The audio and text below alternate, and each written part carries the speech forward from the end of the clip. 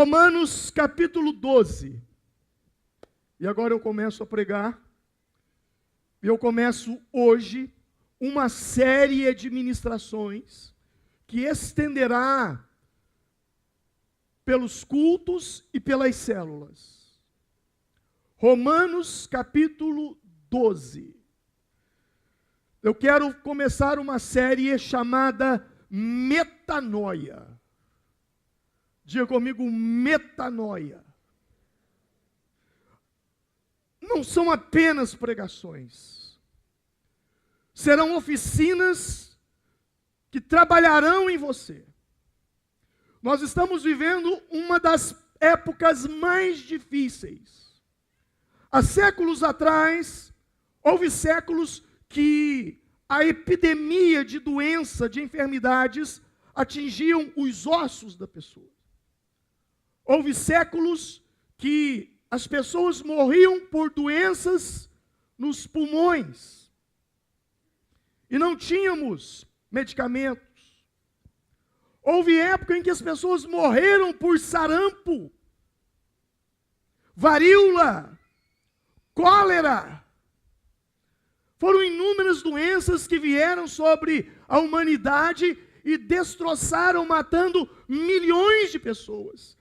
Doenças relacionadas ao fígado, aos rins, aos pulmões, aos ossos, ao sangue. Mas por incrível que pareça, a doença que está matando nos dias atuais e está levando milhões de pessoas a uma vida de estagnação, a suicídios, mortes prematuras, e até mesmo doenças psicossomáticas que se transformam em câncer. Não é uma doença nos ossos, não é uma doença no sangue, não são doenças nos pulmões, mas é uma doença na mente. Pastor, o senhor fala de um problema neurológico? Não. Uma doença que não está, poderia dizer, dentro daquilo que é carne na mente, mas daquilo que é alma na mente. Uma doença relacionada a pensamentos. Grande parte das doenças de hoje estão relacionadas a pensamentos. Tanto é que quando os médicos eles examinam, muitos deles dizem, olha, você não tem nada. Aqui os exames não deram nada. Mas com o passar do tempo, aquele não deram nada se transforma numa doença grave, que não teve um início no sangue, não teve um início no fígado, não teve um início no pâncreas, não teve um início no rim, mas teve um início nos pensamentos. Eu quero falar com você hoje, nessa manhã, sobre uma mente transformada. Essa palavra está impactando a minha vida, e a minha oração é que na mesma intensidade na qual o Espírito Santo está trabalhando em mim, que Ele possa trabalhar em você. Paulo, escrevendo à igreja que estava em Roma, ele disse assim: rogo-vos, pois, irmãos, pela compaixão de Deus, que apresenteis os vossos corpos como um sacrifício vivo, santo e agradável a Deus, que é o vosso culto racional. Diga comigo, racional. E não vos conformeis com este século ou com este mundo, mas transformai-vos pela renovação da vossa mente, para que proveis qual é a boa, agradável e perfeita vontade de Deus. Amém. Rogo-vos, pois, irmãos, pela compaixão de Deus. É como se Paulo fosse mineiro. Ele estaria dizendo assim: gente, pelo amor de Deus, por tudo aquilo que é sagrado, por favor. Ele não estaria dizendo de uma maneira calma. Eu não consigo olhar para esse texto e ler, sim, Paulo dizendo, rogo-vos, irmãos, pela compaixão de Deus. Não. Eu o vejo dizendo, rogo-vos, irmãos, pela compaixão de Deus, por favor, entendam o que eu vou dizer a vocês. Por favor, entendam. Por favor, apresentem os vossos corpos em sacrifício vivo, em um sacrifício agradável. Façam um culto com inteligência racional. Use os seus pensamentos. Eu rogo-vos, irmãos, que vocês não se conformem, não se amodem, não se modelem a este mundo, mas por favor, por compaixão de Deus, renovem a vossa mente. Renovem a vossa mente. Sabe por quê, irmãos? Porque se vocês não renovarem a vossa mente pelo entendimento da palavra, vocês não vão experimentar qual é a boa, perfeita e agradável vontade de Deus para vocês. Vocês serão crentes, vocês serão salvos, vocês serão do Senhor, mas vocês viverão uma vida de inferno aqui na terra, enquanto que se sua mente for transformada, mesmo vivendo no inferno, você terá uma vida de céu, será um oásis no meio do deserto. Paulo está dizendo nesse versículo, dois verbos aqui se chocam, conformar e transformar. Conformar, não seja conformado, seja transformado. Não seja conformado, seja transformado. Paulo está dizendo isso. Vocês precisam ser transformados e não conformados. Essa é uma palavra para a igreja atual, porque o que nós estamos vendo é o contrário. Nós estamos vendo uma igreja conformada, não transformada. Nós estamos vendo uma igreja que cada dia se amodela, se amolda a este século, a esse mundo. A palavra grega para conformar é schematizo, que significa moldar de acordo. Moldar de acordo. Sabe o que isso me lembra? Isso me lembra o chuchu. Lembra o chuchu, aquela verdura? O chuchu, quando ele está numa banca, em um lugar que vende verdura, em um mercado, se você coloca um chuchu na banca de maçã, ele fica com gosto de maçã. Se você tira o chuchu dali e coloca onde está o abacaxi, ele fica com gosto de abacaxi. Se você tira o chuchu da banca de abacaxi e põe ele na banca de laranja, ele fica com gosto de laranja. Porque ele se amolda a tudo aquilo que se aproxima dele. Deus não nos chamou para nos amoldar. Não. Pelo contrário, Deus não nos chamou para nos submeter a ambientes. A nossa natureza é de influenciar ambientes. Transformado. Transformado quer dizer que você vai passar por uma... A palavra transformado aqui, a palavra que ele está usando aqui, é a palavra metamorfose. Não vos conformeis com esse mundo, mas que haja em vocês uma metamorfose. E o que é uma metamorfose? A metamorfose acontece no processo quando a gente vê aquela lagarta feia, horrível, se transformar em uma borboleta. É essa transformação. É essa transformação. Que não é uma transformação no corpo. É uma transformação na mente. É uma transformação na cabeça. Paulo está dizendo, vocês precisam ser transformados na vossa mente. Pessoas pensam que ser crente é mudar de roupa, é mudar de palavreado, é mudar de ambiente. Não. É algo muito mais profundo que Paulo está falando. Ele está falando de uma metanoia, de uma mudança de mentalidade. Metanoia é a palavra que Jesus usou, é a palavra que João Batista usou. Quando João prega no deserto, João dizia: arrependei-vos, porque é chegado a vocês o reino de Deus. Essa palavra, arrependei-vos, é como se João estivesse dizendo assim: olha, vocês precisam de uma metanoia, porque o reino de Deus é chegado. Metanoia, mudança de mentalidade. Diga comigo, metanoia, mudança de mentalidade. A palavra que mais se aproxima de arrependimento na Bíblia, a palavra que mais se parece com arrepender-se, é metanoia, mudança de mentalidade. A primeira mensagem que Jesus pregou, a sua primeira pregação foi: arrependei-vos, arrependei-vos. Essa foi a primeira mensagem dele. Em outras palavras, metanoia. Foi isso que Jesus disse: arrependei-vos.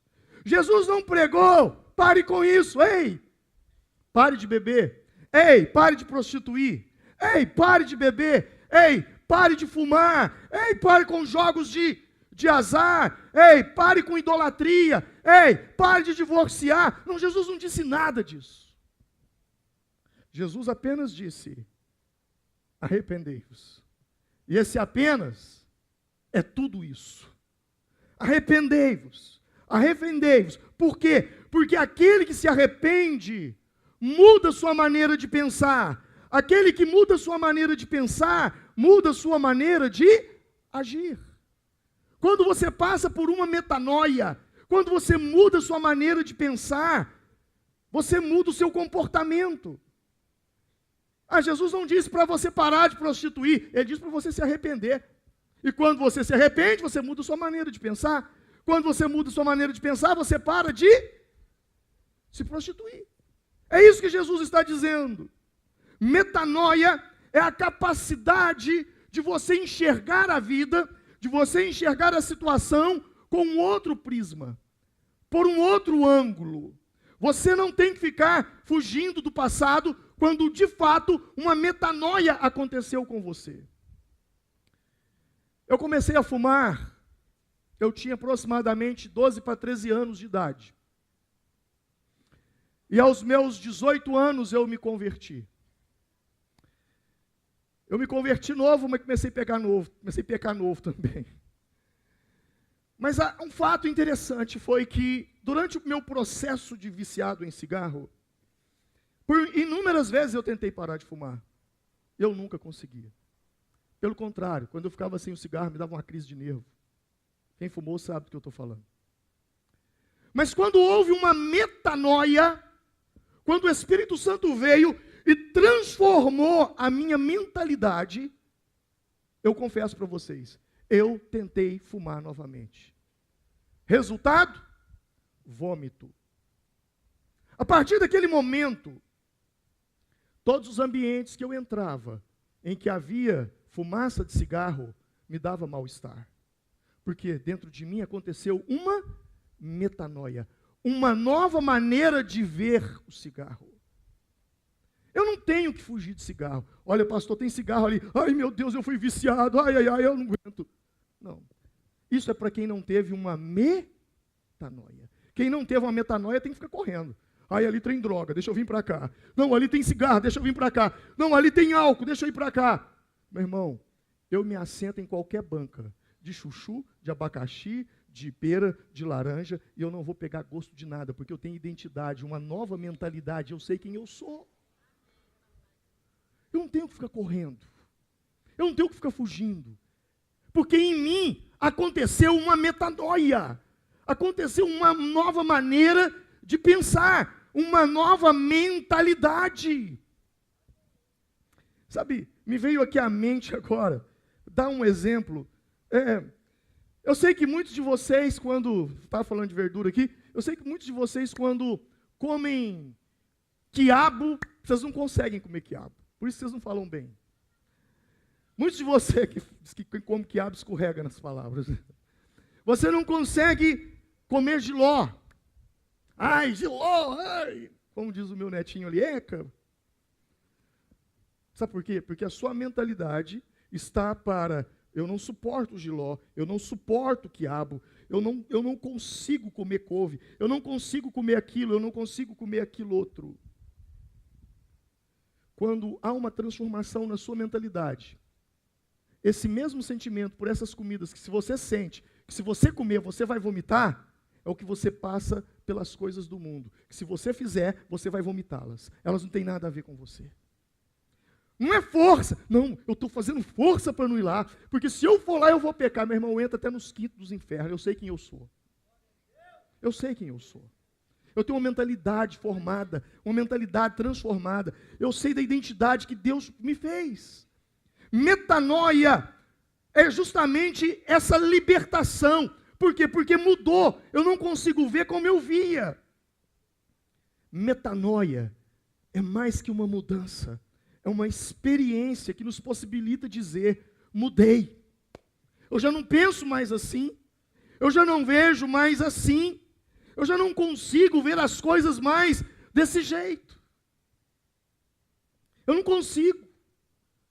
E quando você muda sua maneira de pensar, quando você já diz, eu não penso mais assim, eu não vejo mais dessa forma, consequentemente, você redefine os seus valores.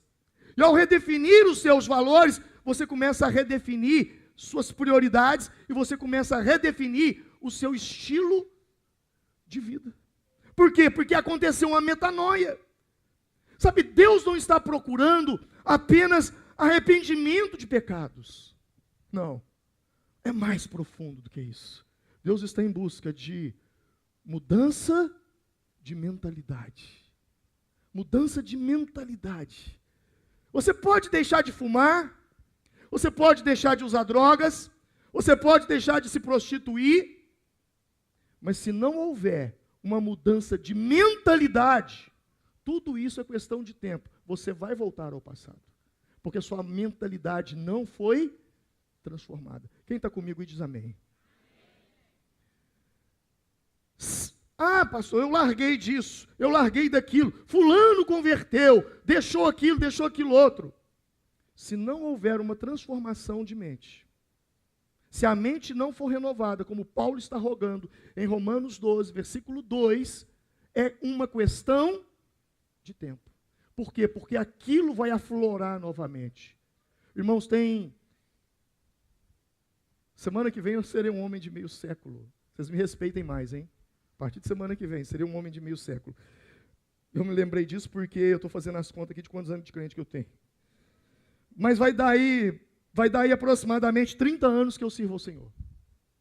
30 anos. Aí eu vou te falar dessa situação. Os pecados que eram aquilo que fervia dentro de mim, como o caso do vício, que eram vícios, que eram iniquidades, tem 30 anos, não é que eu luto com eles, não. Eu não luto com eles, eu luto com outras coisas. Mas aquilo não tem poder mais sobre mim. Por quê? Porque houve em mim uma metanoia. Uma metanoia. Eu luto com outros problemas, com outras situações, mas aquelas não. Paulo está dizendo que nós devemos rogar, ele roga a Deus para que haja uma nova mentalidade. Sabe, irmãos, um evangelho sem mente, um evangelho sem o lado racional, um evangelho sem o pensar, é um evangelho emotivo, não passa de uma simples emoção, é um emocionalismo. Quando eu falo dessa questão do evangelho sem ser racional, a própria fé, quando você olha a fé por um ângulo, você vê que a própria fé tem o lado racional dela. Por quê? Porque o que é fé? A certeza das coisas que esperam e a prova de fatos que não se veem. Então, a própria fé se apoia em fatos. E quais são os fatos? Os fatos das Escrituras. Os fatos que estão relatados na Bíblia. Quando eu tenho uma fé irracional, isso não pode ser chamado de fé. O mínimo que isso deve ser chamado é de superstição. porque não tem bases, não tem fatos, não tem nada. Paulo está rogando a nós, olha, o culto tem que ser racional. E o que é um culto racional? É eu cultuar a Deus pelo entendimento que eu tenho da palavra. Paulo está dizendo, né? Culto racional. Por outro lado, quando só tem mente e não tem Deus, aí se torna algo chamado de humanismo. O homem é o centro de todas as coisas. O homem pode todas as coisas. O homem é capaz de todas as coisas, sem Deus. Isso é humanismo. Então eu e você precisamos entender o que a palavra de Deus está nos dizendo. Uma mente transformada não se trata apenas de pensamentos diferentes, mas de pensamentos transformados. Uma mentalidade não terrena, mas uma mentalidade celestial. Uma mentalidade do céu. Quando se fala de mente renovada, não tem a ver com ir para o céu. Eu vou repetir. Quando se fala de uma mente renovada, não tem a ver com ir para o céu. Pelo contrário, tem a ver com trazer o céu. Por isso Jesus disse, o reino está perto de vós. Se não houver uma metanoia, você não pode entrar no reino de Deus. Arrependei-vos, porque é chegado o reino. O reino está entre vós. Mas para você sentir o reino, para você viver o reino, você precisa de ter uma mentalidade mudada. Mesmo por quê? Porque o reino passa por uma transformação dessa mentalidade. Eu não estou falando de viver a doutrina do céu. Eu estou falando de viver a realidade do céu. Muitos crentes, eles vivem a doutrina do céu. São como Marta. Marta, irmã de Lázaro. Quando Jesus chega ali em Betânia, quando Jesus vai à casa de Lázaro, que já estava morto, Jesus diz, eu irei ressuscitá-lo. E o que Marta disse? Sim, Senhor, eu creio que todos ressuscitarão no último dia. Jesus disse, você não entendeu, Marta? É agora. Ou seja, nesse paralelo que eu estou falando entre doutrina do céu e realidade do céu, quando falamos das coisas de Deus, você diz, eu creio, Deus é poderoso, eu creio, Deus tem poder para fazer, eu creio, o Senhor pode fazer, mas o Senhor pode fazer na vida do outro, não na minha. O Senhor pode fazer lá do outro lado do mundo, não aqui. O Senhor fez lá na Bíblia, não agora. Você está entendendo? Então não é viver uma teoria, é viver uma realidade. É uma realidade que começa dentro de nós. A consequência de uma mente transformada é experimentar a boa, perfeita e agradável vontade de Deus. Diga comigo, a consequência de uma mente transformada é experimentar a boa, perfeita e agradável vontade de Deus. E qual é a vontade de Deus? Jesus disse, seja feita a tua vontade, assim na terra como no céu. O que você está vivendo, tem lá no céu? Se tem, é vontade de Deus. Se não tem, não é vontade de Deus. Porque Jesus deixou claro, seja feita a tua vontade aqui na terra, como ela é feita no céu. Deus não tem uma vontade diferente na terra, Ele quer a vontade do céu. Para mim, para você. Agora, eu só experimento isso quando a minha mente é transformada. Aí sim eu posso experimentar a boa, perfeita e agradável vontade de Deus. Sabe, entendimento é mais do que conhecimento. Entendimento é experiência. Entendimento é experimentar. Por isso a Bíblia diz que experimente a boa. Você não vai conseguir experimentar se você não transformar. Em nossa cultura poderia dizer assim, em nossa cultura, entendimento tem a ver com aprender. Entendimento tem a ver com raciocínio. Mas na cultura oriental, onde a Bíblia foi escrita, entendimento é o mesmo que experiência.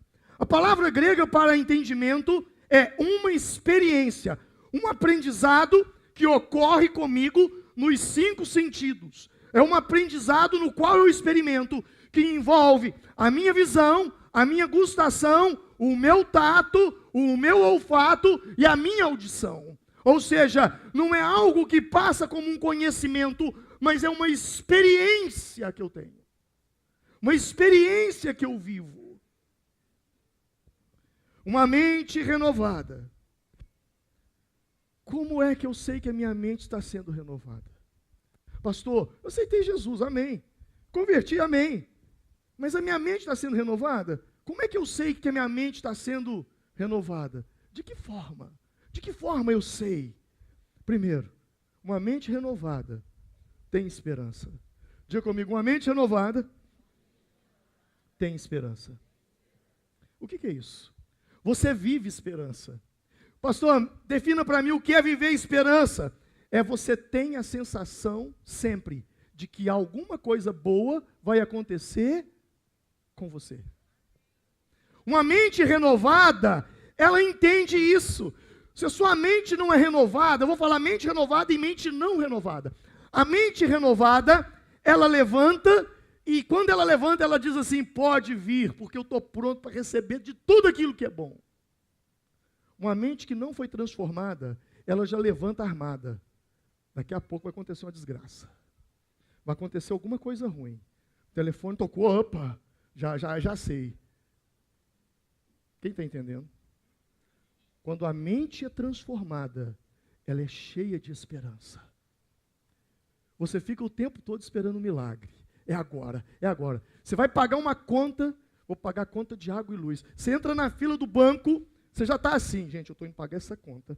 Mas quando eu chegar no caixa, o caixa vai dizer assim para mim, oh, que bom que você chegou, tem um saldo muito grande aqui na sua conta para você. O que eu quero dizer é que você vive cheio de esperança. Sua mente, ela é o tempo todo voltado para coisas boas. Se alguém se aproxima de você, você espera uma coisa boa. Mente renovada. De repente você para no trânsito. Vem uma pessoa para o seu lado. Você vê que é uma pessoa que está vindo e ele pode te assaltar. Você está no trânsito, mente renovada. Vem uma pessoa, você diz, ei, é uma alma que eu vou ganhar para Jesus agora. Vou expulsar demônio nesse momento. Você não tem uma mente renovada, já vem. Você está entendendo o que eu estou dizendo? Dentro de casa. Filho com a mente renovada. Mãe chega e diz, meu filho, vem cá. Mamãe vai me dar um presentão agora. Mente não renovada, meu filho, vem cá. Eu estou dando uns exemplos assim, muito simples, muito sem conteúdo, muito sem substância, mas para que você entenda o que eu quero dizer. Você está entendendo? Sim ou não? Quando a mente é renovada, você está sempre com esperança. Pastor, mas se algo de ruim estiver acontecendo comigo, como é que a minha mente renovada vai lidar com isso? Todas as coisas contribuem para o bem daqueles que amam a Deus. No final, tudo vai dar certo. Se não está dando certo, é porque o final ainda não chegou. O choro dura uma noite, a alegria vem pelo amanhecer. Amém? Glória a Deus! Uma mente renovada. Vira uma pessoa que está do seu lado e diz assim, se não está bom, é porque ainda não chegou no final. Porque no final, Deus tem o melhor para você. Todas as coisas contribuem para o bem daqueles que amam a Deus. O final vai dar certo. Em uma mente renovada, Jesus disse que nós temos que ser como quem? Crianças. Nós temos que ser como crianças. Em uma mente renovada, o impossível parece possível. O impossível parece normal. Viver com o impossível, normal. É como se fosse tudo normal. Ou seja, é antinatural, presta atenção.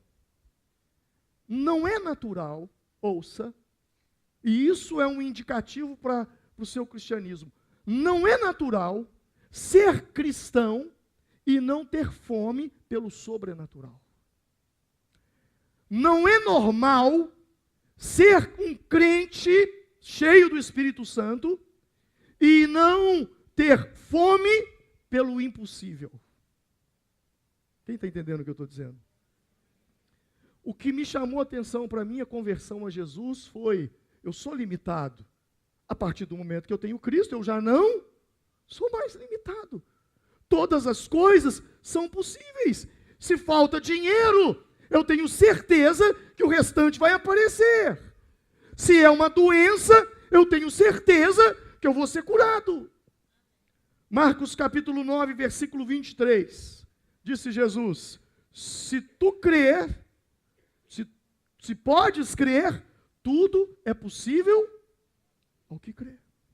Tudo é possível ao que crê. Diga comigo, tudo é possível. Diga, tudo é possível àquele que crê. Mateus 19, 26 vai dizer: afixando neles o olhar, respondeu: aos homens é impossível, mas a Deus tudo é possível. Quando eu falo de uma mente renovada, eu não estou falando de palavras positivas. Eu não estou falando de falar. Não, não é falar. Jesus disse, quando ele falava sobre a fé, ele dizia: se disseres a este monte e crer em seu coração, que aquilo que falar, aquilo que você disser, vai acontecer, assim será, assim vai acontecer. Não é o que eu apenas falo, eu tenho que falar, mas eu também tenho que sentir. Eu tenho que acreditar aqui dentro. É uma mente renovada. Você sabe que a sua mente está sendo renovada, você sabe que a sua mente está sendo transformada quando você começa a esperar Deus fazer o impossível. Você se convence de que o milagre vai acontecer. Não é da boca para fora. Se Deus quiser, se Deus... Não, você tem essa certeza. Você tem essa convicção. Quando você se levanta, você tem a certeza que Deus vai fazer algo impossível hoje. Numa mente transformada, o impossível é tão natural que se torne possível. Porque a mente foi transformada. Não é uma mente natural mais. Uma mente não transformada só crê na lógica humana. Mais nada. Mas a mente transformada, não. Uma mente transformada, ela vive em paz com seus pensamentos. 2 Coríntios capítulo 10, verso 4, vai dizer: pois as armas da nossa luta, milícia, não são carnais, mas poderosas em Deus, para a demolição de fortalezas, derrubando raciocínios e todo o baluarte que se ergue contra o conhecimento de Deus, e levando cativo todo pensamento à obediência a Cristo. Deixa eu te dizer uma coisa. Você que está aqui, você que está me ouvindo, ouça o que eu vou te dizer. Você é muito maior do que os seus pensamentos. Você é muito mais forte do que os seus pensamentos. Você, sim, você tem poder para lidar com os seus pensamentos. Tem. E como tem? E com uma mente transformada, você tem muito mais. A Bíblia diz que você tem condições de pegar os seus pensamentos e levá-los amarrados, acorrentados, amordaçados, cativos à obediência de Cristo. Você tem problema com pensamentos? Pensamento ruim o dia inteiro, o dia inteiro, o dia inteiro, o dia inteiro. Algo ruim vai acontecer, eu não vou conseguir, eu não darei conta, é insuportável. Você tem problema com isso? A Bíblia está dizendo que você pode levar isso cativo. Sabe, quando você tem uma mente transformada, você vive em paz com seus pensamentos, você não vive em guerra com eles. Por quê? Porque você sabe que a sua mente está transformada. E você sabe quando sua mente está transformada, é quando os seus sis são positivos. Suas especulações são positivas. Os seus achismos, vou falar achismo, são positivos. Pastor, como assim achismos? Se o seu filho está na escola e a diretora mandou você ir até a escola, se você tem uma mente transformada, você pensa assim, meu Deus, meu filho, eu sabia, está surpreendendo. O professor está me chamando lá para me perguntar como é que eu fiz para ter um filho tão dedicado e esforçado. Mas se a sua mente não é transformada, você já pensa, lá vem bomba. Se o seu marido atrasa do trabalho, o seu achismo, o seu si, é assim. Meu marido ainda não chegou, ele está atrasado, já sei, recebeu uma promoção no trabalho. O patrão chamou ele para assinar um novo contrato, porque vai triplicar o salário dele. Mas se a sua mente não é transformada, se atrasa, alguma coisa ruim aconteceu.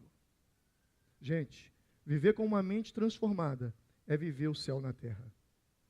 Viver com uma mente sem o processo de transformação é viver o inferno na terra. Porque o inferno acontece, aqui dentro. Tem gente que quando for para o inferno vai ser o segundo inferno dele. Tem gente que quando morrer e for para o inferno vai ser o segundo, porque o primeiro ele viveu na terra.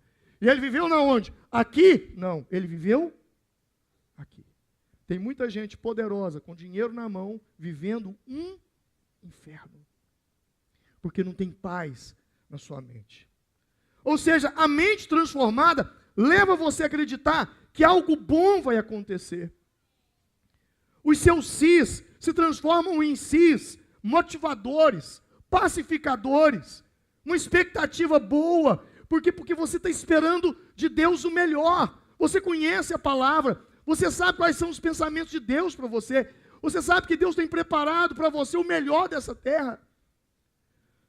E é aquilo, quando algo ruim acontece, você sabe que aquilo não é o final, mas que aquele ruim vai contribuir para algo bom, para algo melhor. Uma mente transformada tem isso. Por que tem isso? Rogo-vos, irmãos, que não vos conformeis com este século, mas renovai a vossa mente pela transformação no vosso entendimento. Para que, agora não é teoria, para que experimenteis. Eu tenho uma experiência, pastor, eu tenho tido cada experiência da agradável, perfeita e boa vontade de Deus para a minha vida. Você sai de casa e você trabalha com vendas, você sai de casa para vender e você sai assim, gente, estou preocupado hoje. Por quê? Porque, sabe, eu vou vender tanto, que o que eu tenho em estoque aqui é muito pouco porque eu vou vender. Quando a mente não é transformada, você já sai, hoje eu não vou vender nada, vai dar tudo errado, porque nós estamos vivendo crise. Nós estamos vivendo crise. Alguém disse que na crise uns choram e outros vendem lenços. Se você tem a mente transformada, você vai vender lenço, você não vai chorar. Você não vai chorar, você vai vender lenço. Deus vai te usar, porque sua mente, ela é transformada. Josué, capítulo de número 1. Josué, capítulo de número 1. Há uma passagem ali mas ela é muito interessante. Josué capítulo 1 vai dizer o seguinte: Abra lá a sua Bíblia, eu quero que você abra, que a gente vai estudar isso aqui agora. Josué 1, a partir do versículo 1.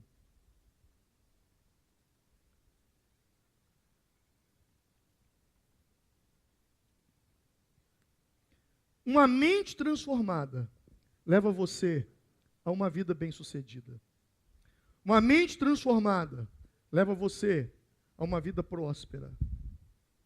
Ouça isso. Sucedeu depois da morte de Moisés. Quem morreu? Servo do Senhor. Que o Senhor falou a Josué. Falou com quem? Filho de Num, servo de Moisés, dizendo: Moisés, meu servo, é morto. Levanta-te, pois, agora, passa este Jordão, tu e todo esse povo, a terra que eu dou aos filhos de Israel. Todo lugar que pisar a planta do vosso pé, vô-lo tenho dado, como eu disse a Moisés. Repete comigo isso aqui. Todo lugar que pisar a planta do vosso pé. Mais uma vez. Todo lugar que pisar a planta do meu pé, disse o Senhor, eu tenho te dado. Desde o deserto do Líbano até o grande rio Eufrates, toda a terra dos heteus, até o grande mar, para o poente do sol, será vosso termo. Ninguém poderá te resistir todos os dias da tua vida. Como fui com Moisés, assim serei contigo. Não te deixarei, nem te desampararei. Esforça-te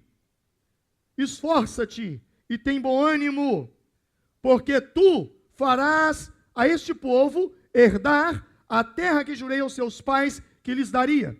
Tão somente, de novo, o quê? Esforça-te e que mais? Tem muito bom ânimo, para teres o cuidado de fazer conforme a toda a lei que meu servo Moisés te ordenou.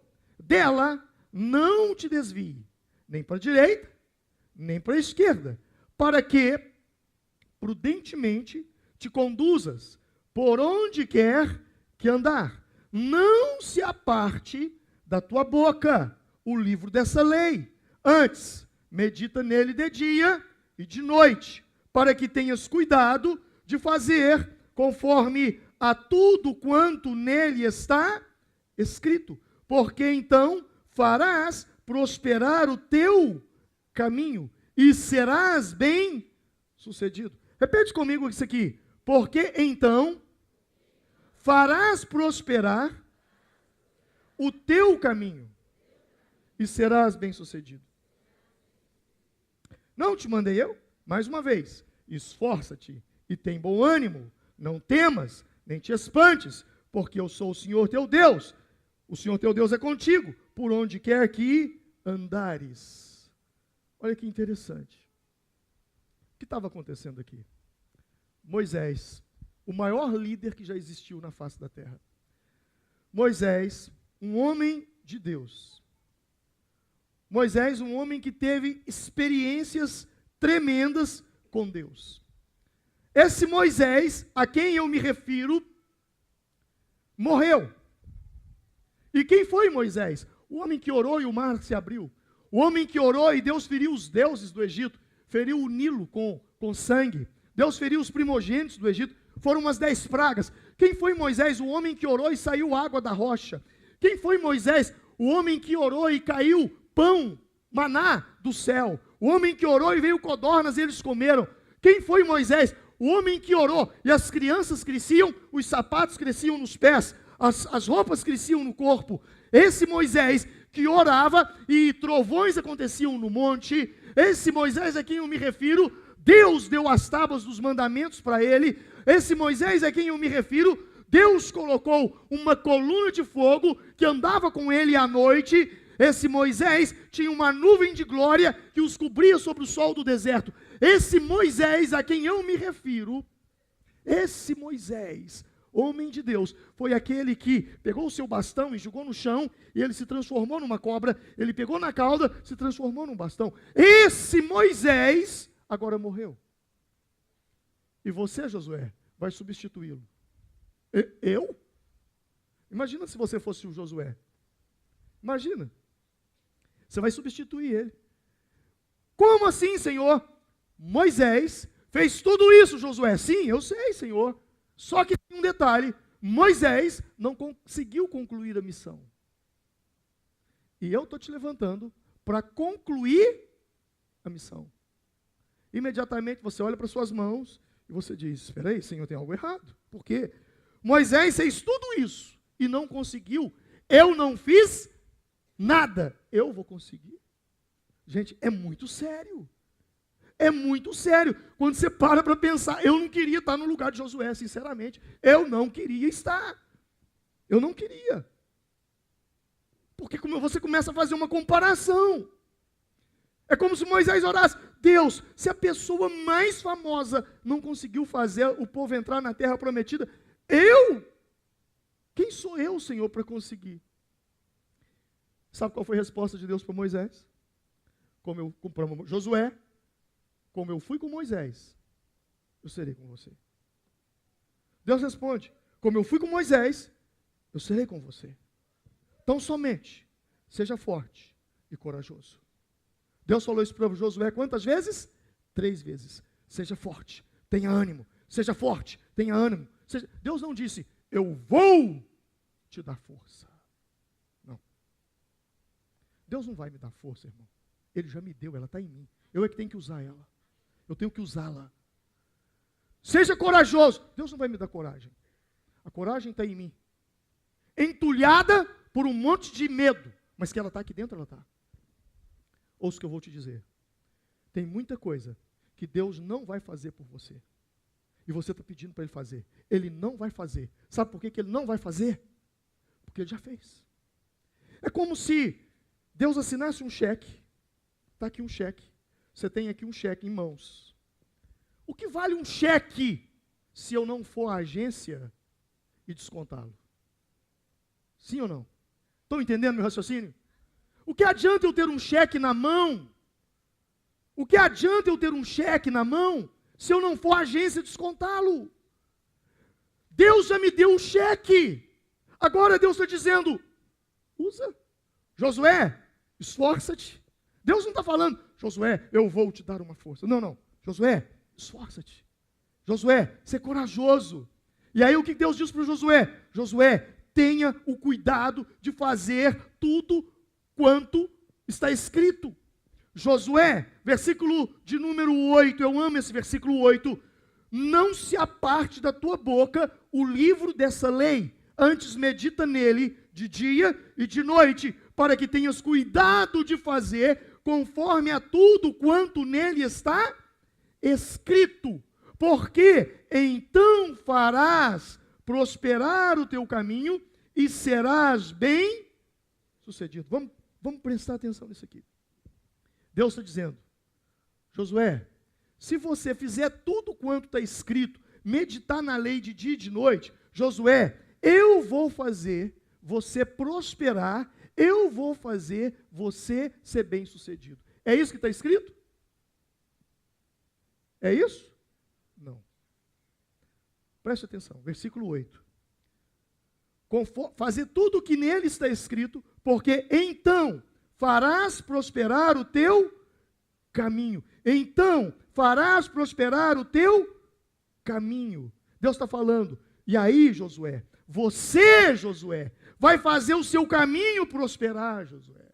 Você, Josué, será bem sucedido. Deus não falou, eu vou fazer você ser bem sucedido. Deus não está falando isso. Deus está falando, eu farei. Deus não está falando, eu farei você ser próspero. Não. Deus está falando, você vai fazer você ser bem-sucedido. Você vai fazer você ser próspero. Se você da sua boca não se apartar o livro dessa lei, se você meditar nele de dia e de noite, se você tiver cuidado para fazer conforme tudo nele, quanto está escrito, então você fará prosperar o teu caminho. Então você será bem-sucedido. Não espere da parte de Deus aquilo que Deus já te deu. Só vive isso quem tem uma mente renovada. Porque eu renovo a minha mente quando eu não aparto a minha boca do livro da lei. Eu renovo a minha mente quando eu medito nela de dia e de noite. Eu renovo a minha mente quando eu tenho cuidado de fazer conforme tudo está escrito. E quando eu faço isso, é natural, é consequência que o meu caminho vai prosperar e que eu serei bem-sucedido. Quem está entendendo, diga amém. Eu não tenho tempo para isso agora. O tempo não me permite mais. Mas essa palavra que você deve meditar, medita. Essa palavra meditar, meditação. Você não tem noção do poder dessa palavra. Você não tem noção do que é meditação. Meditação foi muito distorcido no meio cristão. Quando se fala meditação, a gente imagina aqueles monges budistas. Yoga, não tem nada a ver com isso. A palavra de meditação está lá em Isaías 41, 43, se não me recordo, quando cita o exemplo de um leão sobre a sua caça. Fala a mesma palavra que fala do leão sobre a sua caça, e quando os pastores não conseguem remover um leão sobre a sua caça. É mais ou menos isso que está escrito lá. A mesma palavra que está ali, o grunhido do leão sobre a sua caça. A mesma palavra que fala de grunhido do leão sobre a sua caça é a mesma raiz da palavra para meditação. Ou seja, é você ter foco. Aqui e agora. Presente, tendo cuidado para meditar na lei do Senhor, fazer conforme está escrito. É quando você faz como o boi, como a vaca, que você passa no pasto e ele está lá comendo capim. E à noite ele está trancado num curral, e não tem nada para ele comer, mas ele está comendo capim de novo. E você pergunta, de onde veio esse capim? É simples, foi o capim que ele comeu mais cedo. Ele está ruminando. Ele pega aquele capim que está no estômago, joga na boca, mastiga, joga para dentro, joga para a boca, mastiga, joga para o estômago, joga do estômago para a boca. Aí eu vou falar bucho, para você ficar mais satisfeito comigo. Meditar é isso. E quando você fizer isso, você, nós precisamos, irmãos, de parar de delegar coisas para o diabo e de delegar coisas para Deus e começar a ser mais responsáveis. Pisei na bola, errei, porque eu errei. Não foi o diabo, foi eu mesmo. Eu fiz conforme tudo quanto Deus me mandou fazer. E agora, consequentemente, eu fui abençoado. Eu fui abençoado porque Deus foi lá e me abençoou. Não, Deus já tinha me abençoado há muito tempo. Eu apenas exerci o que Ele mandou com que eu fizesse. A terra é regida por leis. Inúmeras leis. Lei da gravidade, lei da semeadura. Existe lei da bênção. Existem inúmeras leis. Quando eu entro nessa veia, eu não tenho como sair em outro lugar a não ser o endereço destinado por Deus para mim. Se eu fizer isso, farei meu caminho ser próspero. Se eu fizer isso, eu serei bem-sucedido. Deus está falando isso com Josué. Quem entendeu, diga amém. Então, eu termino te dizendo o seguinte: tenha uma mente transformada, não uma mente conformada. Não se conforme com aquilo que o mundo se conforma. O mundo vai casar, já vai casar assim, vamos lá. Se não der certo, a gente divorcia. Isso é pensamento do mundo. Você não pode ter esse pensamento do mundo na sua cabeça. Você não pode deixar moldar a sua mente pelas coisas do mundo. Você precisa do Evangelho. Ele vai transformar a sua mente. Vamos nos colocar em pé nesse momento. Quero orar com você.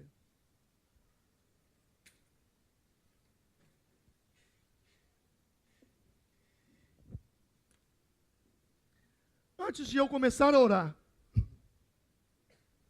eu preciso te fazer uma pergunta. Você tem evidências na sua vida de que a sua mente foi transformada? Eu não estou falando se você crê. Eu não estou falando se você acha. Eu estou perguntando se você tem evidências. Evidências são fatos.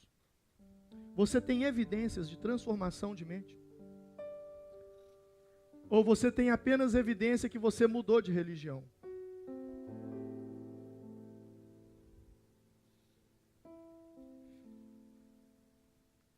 Quais evidências você tem? Com seus olhos fechados.